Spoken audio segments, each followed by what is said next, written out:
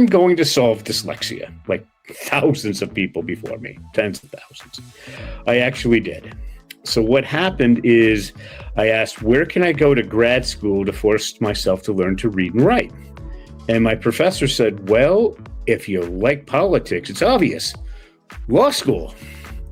So I went to audit 2 law school classes. In my contracts class, my professor was a professor longer than I was alive at that point. So on the second day of class, he called on me.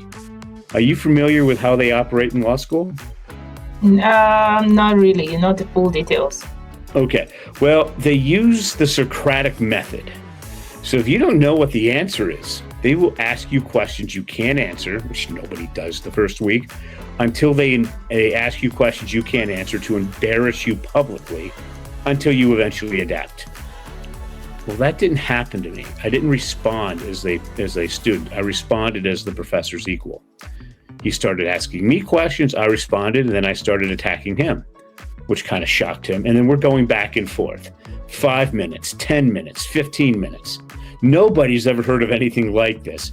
Finally, he throws up his arms and he says, Russell, you couldn't be any more correct. In the interest of time, I have to move on to the next case.